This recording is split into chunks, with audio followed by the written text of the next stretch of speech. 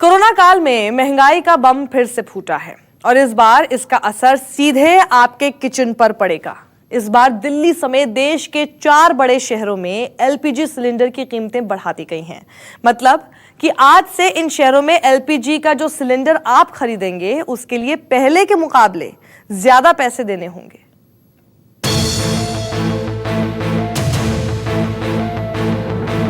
Corona virus महामारी के बीच दिल्ली समेत दूसरे मेट्रो शहरों में एलपीजी सिलेंडर की कीमतें बढ़ाई गई है।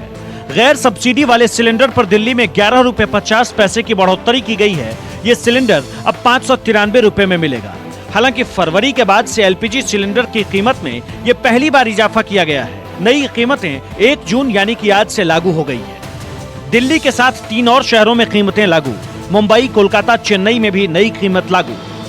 हर शहर में सिलेंडर की कीमतें बढ़ने के बाद से नई कीमतें भी सामने आ गई है। कोलकाता में सिलेंडर पर 31.5 रुपए का इजाफा किया गया है। अब कोलकाता में नई कीमत एक सिलेंडर की 616 रुपए हो गई है। मुंबई में भी दिल्ली की तरह ही 11 रुपए 50 पैसे बढ़ाए गए हैं। चेन्नई में एक सिलेंडर पर 37 रुपए बढ़ाए गए हैं। चेन्नई में अब एक सिलेंडर की कीमत 606 रुपए 50 पैसे हो गए हैं। कोरोना काल में जब चारों तरफ सब कुछ बंद था, ऐसे में सिलेंडर की कीमत में उछाल से लोगों के बजट पर भी असर पड़ेगा। दूसरी तरफ इंडियन ऑयल कॉर्पोरेशन की तरफ से बताया गया है कि मई महीने में दिल्ली में एलपीजी सिलेंडर की रिटेल कीमत 744 रुपए से घटकर 581 रुपए 50 पैसे हो गई थी, लेकिन अब अंतर्राष्ट्रीय कीमतों में उछाल आई है, जिसके चलते सिलेंडर की कीमत में 11 रुपए 50 पैसे का इजाफा हुआ है। इसी के साथ आने वाले दिनों में हो सकता है कि आपको हवाई सफर के लिए भी ज्यादा किराया चुकाना पड़े। भले ही अंतर्राष्ट्रीय बाजार में कच्चे तेल के दामों में कमी आई हो, लेकिन सरकारी तेल कंपनियों ने हवाई ईंधन महंगा कर दिया है। 1 जून से हवाई ईंधन के दामों में 50% तक की बढ़ोतरी की गई है। अब एयरलाइंस को हवाई ईंधन 33,575 रुपए प्रति किलो लीटर मिलेगा। 1 मई को इसकी कीमत 22,544 रुपए प्रति किलो लीटर थी। अच्छा धर्मेंद्र प्रधान जी, ये देखा गया कि पिछले specially post corona aviation sector जो है वो बहुत ही क्राइसिस से गुजर रहा है और कहा जा रहा है कि सरकार जो है वो एटीएफ की तरफ एविएशन फ्यूल के को सस्ता करने के रास्ते ढूंढ रही है।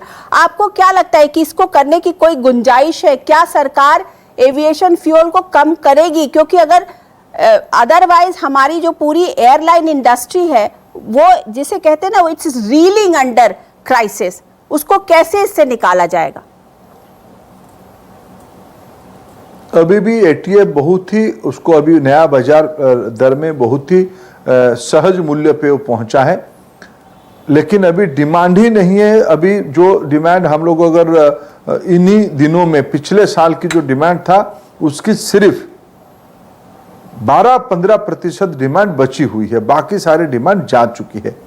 इसीलिए मैं सहमत हूं आपके साथ। एविएशन इंडस्ट्री सबसे खराब स्थिति में है और उसमें से जो हम लोग एविएशन इंडस्ट्री की स्टेक होल्डर है, सप्लायर है, एविएशन फ्यूल की सप्लायर है, ये लोग भी हानि में है। हमारी सारे स्टॉक पाइल बढ़ते जा रहा है, कोई ऑपटेकर नहीं है, एक चिंता की विषय बनी है। लेकिन धीरे धीरे अभी पिछले कई दिनों से एविएशन इंडस्ट्री खुली है, धीरे धीरे ये चलना शुरू हुआ है। देखते इसकी डिमांड ग्रोथ तो होना स्वाभाविक है और ये एक रीजनेबल रेट पे रहे एविएशन फ्यूल, इसकी पक्षधर में हूं। लॉकडाउन और कोरोना वायरस के चलते देश में हवाई सेवा बंद था, जिसकी शुरुआत 2 महीने बाद 25 मई से हुआ। एयरलाइंस कंपनियों का अनुमान था सस्ते कच्चे तेल का उन्हें फायदा मिलेगा और लॉकडाउन से हुए नुकसान को पाटने में मदद मिलेगी, लेकिन तेल कंपनियों ने एयरलाइंस के मंसूबों पर पानी फेर दिया, जिसके बाद अगस्त महीने तक सरकार ने घरेलू सेवा के लिए हवाई किराया को फिक्स्ड कर दिया है। हालांकि हवाई ईंधन के महंगा होने से एयरलाइंस निराश है, क्योंकि वो किराया भी 23 अगस्त तक नहीं बढ़ा सकते। कोरोना काल में यह महंगाई की मार आम लोगों के लिए भारी पड़ सकता है, क्योंकि कोरोना काल में आम लोगों के लिए कई तरह की संकटें एक के बाद एक तरह से खड़ी होती दिख रही है। Bureau report, news 24।